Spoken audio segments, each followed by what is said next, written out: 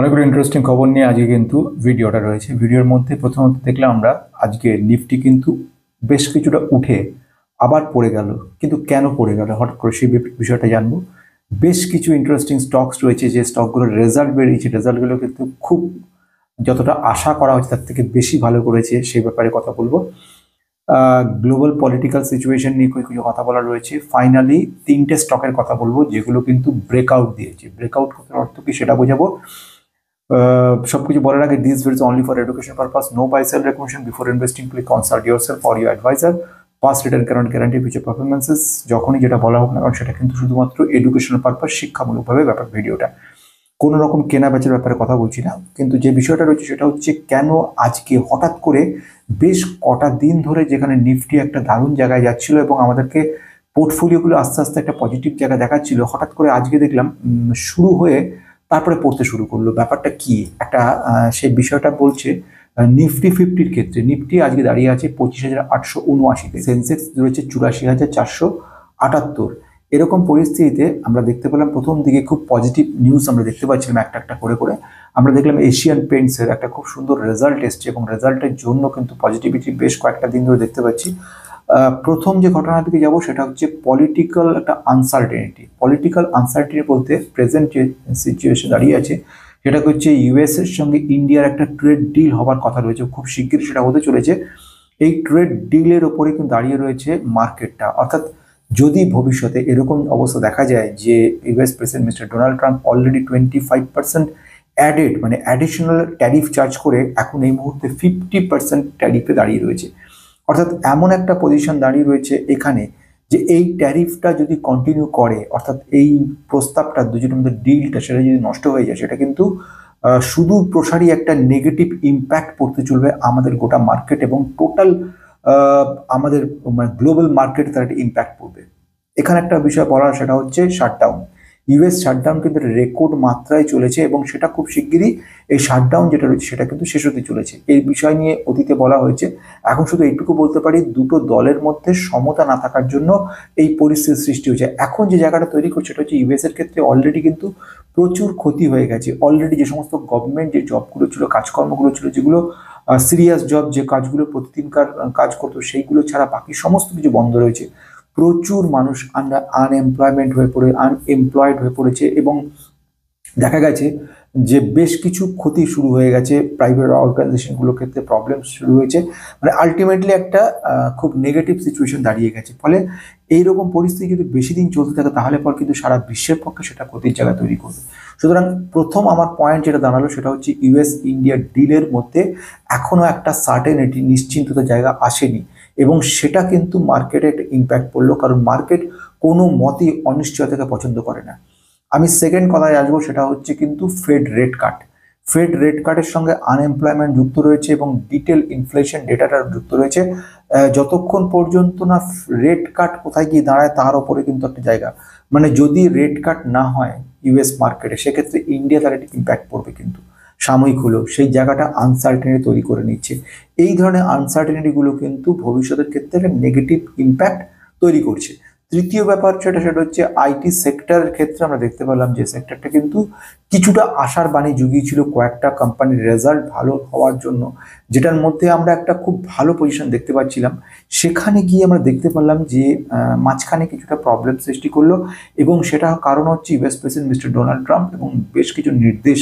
সেই নির্দেশগুলোর মধ্যে ছিল যে ইন্ডিয়ান যে সমস্ত আইটি কোম্পানিগুলো আমেরিকায় রয়েছে তাদেরকে কিন্তু বাধ্যতামূলকভাবে ও লোকাল লোককে নিতে বাধ্য করানো হলো এবং যেটা H1B ভিসা, সেই সেই ভিসার ক্ষেত্রে কিন্তু প্রচুর ফিস বাড়ানো হলো।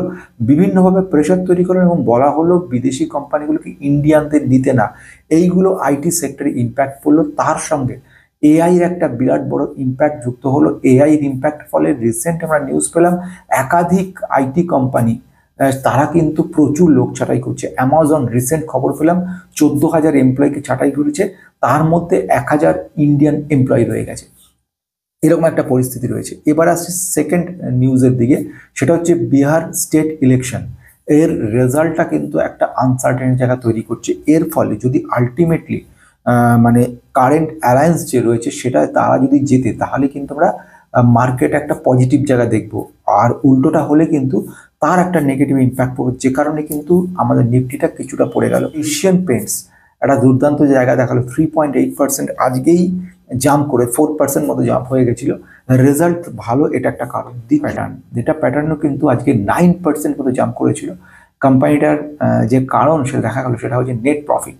নেট প্রফিট 60% পজিটিভিটি দেখা গেছে, যে কারণের জন্য কিন্তু একটা পজিটিভ ব্যাপার দেখি। 3 নম্বর যে পজিটিভ খবরটা শোনাবো সেটাও খুব ইন্টারেস্টিং, সেটা হচ্ছে কিন্তু ইন্ডিয়ান ইনভেস্টরদের কনস্ট্যান্টলি আধিপত্য কিন্তু বেড়ে চলেছে।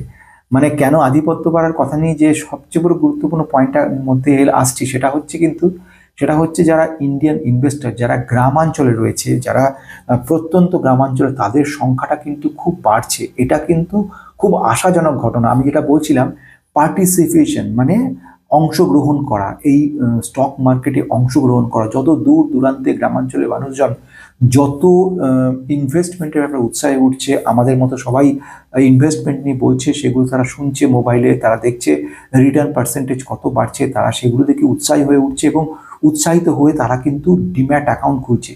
মানে এখনের রিসেন্ট খবর অনুযায়ী, গতকালের খবর অনুযায়ী, ন্যাশনাল স্টক এক্সচেঞ্জ আমাদেরকে একটা দুর্দান্ত খবর দিয়েছে। আমাদেরকে এক্স্যাক্ট ফিগারটা বলেছে, 24 কোটি ইনভেস্টার কিন্তু অলরেডি ডিম্যাট অ্যাকাউন্ট খুলে ফেলেছে, 24 ক্রোর্স। বুঝতে পারা যাচ্ছে পার্টিসিপেশন রেটটা কতটা বাড়ছে, এবং এটা যখন আরও বাড়বে তখন আমাদের মার্কেটটা কত পাওয়ারফুল হয়ে উঠবে, যার কারণে ফরেন ইনস্টিটিউশনাল ইনভেস্টরদের প্রয়োজনীয়তাটাই অনেকটা কমে যাবে। মানে এ কথা শুনে অনেকে এত যারা বোদ্ধা তারা একটু রেগে যাবে বা ভাববে যে চিরকাল এফআইআই আমাদের ডমিনেট করে গেছে, আজকে কি করে সাহস হলো এই কথাটা বলার যে ডিআইআই এবারে ডমিনেট করতে চলেছে।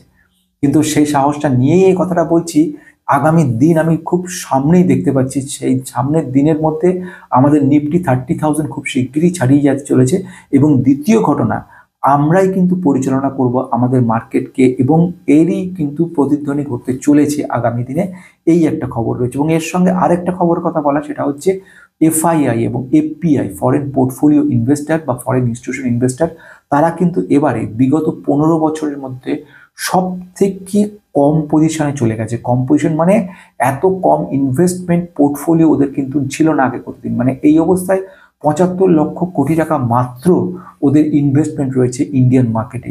মানে ম্যাক্সিমামটা ওরা তুলে নিয়েছে, মাত্র 75 লক্ষ কোটি পড়ে আছে। এরকম বিগত 15 বছরে কখনো হয়নি। তাহলে বোঝা যাচ্ছে এফআইআই এর আস্তে আস্তে আধিপত্য কমছে, এবং যে ঘটনা দেখা যাচ্ছে যে এফআইআই ঢুকতো, মার্কেটটাকে টেনে তুলতো, তারপর প্রফিট বুক করে ডিআইআইদের বেচে তারা চলে যেতে করে, সেই ব্যাপারটা থাকছে না। এখন এফআইআই এফপিআইদের কিনতে গেলে অনেক দামে কিন্তু মার্কেট থেকে কিনতে হবে, তাদেরকে কিন্তু কন্ট্রোলটা, আধিপত্যটা কিন্তু ডিআইআই এর উপরে ফেলে রেখে দিয়েছে। এটা কিন্তু একটা বিরাট পজিটিভ কথা। এবার আসবো ইন্টারেস্টিং পয়েন্টের দিকে, ব্রেকআউট। কিছু স্টকের ক্ষেত্রে ব্রেকআউট আমি দেখতে চলেছি। প্রথম যে স্টকের কথা বলবো, এআইএ ইঞ্জিনিয়ারিং, একটা ইঞ্জিনিয়ারিং প্রকিউরমেন্ট কনস্ট্রাকশনের কোম্পানিটা রয়েছে।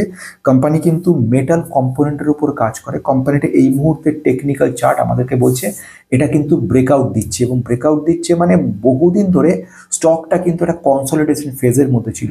কনসলিডেশন ফেজ বলতে এমন একটা ফেজ, যে ফেজের কিন্তু যাকে ভেঙে বেরোতে পারছিল না। আমরা জানি যেটা, সেটা হচ্ছে রেজিস্ট্যান্স থাকছে, সাপোর্ট থাকছে, সাপোর্টের উপর বেস করে কিন্তু স্টকটার প্রাইস ওঠাপড়া করছে, এবং ওপরে যে প্রাইসটা সেটাকে আমরা বলবো রেজিস্ট্যান্স, যেটা বাধা দিচ্ছে। একটা বলকে যদি ছাদে ছুড়ে দেওয়া হয়, ওপরে সেটা ধাক্কা খেয়ে নিচে এসে পড়ে, এবং নিচ থেকে আবার ওপরে যাওয়ার চেষ্টা করে, যে ওপরে ধাক্কা খেলো, এটাই কিন্তু একটা রেজিস্ট্যান্স তৈরি করলো আমাদেরকে, রেজিস্ট্যান্সে ধাক্কা খেয়ে ফিরে আসছে বারবার করে। এবারে প্রাইসটা যখন হিউজ পরিমাণে ইনভেস্টার সেখানে আসতে শুরু করে, মানে যাকে আমরা বলবো বায়ার আর সেলার, এদের মধ্যে টাগ অফ ওয়ার চলে, কেনা কে শক্তিশালী বেশি। দেখা গেল বায়ারের সংখ্যা এত বেশি হয়ে গেল যে কোম্পানিটা কিন্তু উঠে গেল প্রায় 22%। একটা যাকে আমরা বলবো পোটেনশিয়াল ক্যাপাবিলিটি রয়েছে কোম্পানিটার একটা ভালো রিটার্ন দেওয়ার। সেকেন্ড আমি কোম্পানির কথা যাবো, সেটা হচ্ছে মুথুট ফাইন্যান্স। মুথুট ফাইন্যান্সের রেজাল্ট এসছে, একটা আনবিলিভেবল গুড রেজাল্ট করেছে, এবং এটা আমাদেরকে কিন্তু একটা চমক তৈরি করেছে। মানে এটা হওয়াটা কিন্তু খুব অস্বাভাবিক নয়, যেখানে আমাদের গোল্ড মার্কেট একটা একটা আনবিলিভেবল জায়গায় টাচ করেছে, যাকে আমি বলবো একটা মানে অবিশ্বাস্য যে সিচুয়েশন, সেখানে টাচ করে গেছে। সেখানে দাঁড়িয়ে থেকে নেট প্রফিটেবিলিটি খুব ভালো, কারণ মুথুট ফাইন্যান্স বেসিক্যালি কাজকর্ম করে দুটো জায়গায়। একটা হচ্ছে গোল্ড লোন নিয়ে কাজ করে, দ্বিতীয় কাজ হচ্ছে মাইক্রো ফাইন্যান্সের কাজ করে। তো মাইক্রো ফাইন্যান্সের ব্যাপারে খুব প্রফিটেবিলিটি বেড়েছে, নেট যাকে আমরা বলবো এনপিএ পরিমাণ কমেছে, এবং দ্বিতীয়ত গোল্ড লোন থেকে এবং তার থেকে যে ইন্টারেস্টটা কামিয়েছে সেটাও কিন্তু বিরাট। এই মুহূর্তে যেটা খবর দেখা গেল সেটা হচ্ছে প্রায় 87% Q2 নেট প্রফিট জাম্প করেছে, 2345 কোটি টাকার মতো কিন্তু নেট প্রফিট হয়েছে। এটা এটা একটা কিন্তু বড় জায়গা। 3 নম্বর যে স্টকটার কথা বলবো সেটা হচ্ছে ICICI Prudential life insurance company. এই কোম্পানিটাও কিন্তু এই লাইফ ইন্স্যুরেন্স রিলেটেড কাজকর্মগুলো করা।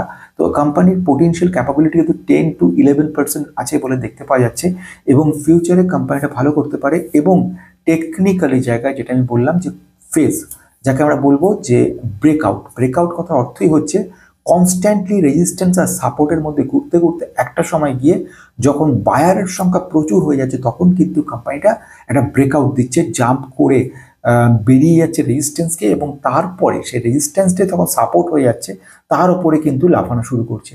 এক্ষেত্রে অর্থাৎ তৃতীয় যে company ICICI Prudential life insurance, সেও কিন্তু আমরা দেখতে পেলাম এই মুহূর্তে আমাদের যে ব্রেকআউট দিয়েছে, এবং ভবিষ্যতে একটা 10 to 11% পোটেনশিয়াল ক্যাপাবিলিটি রয়েছে। নো বাই ও সেল রেকমেন্ডেশন, কোনো রকম অ্যাডভাইস নয়, এটা আমি যে বক্তব্য টেকনিক্যাল পয়েন্ট অফ ভিউ থেকে এইটুকু শুধু বলতে পারি আজকের মতো।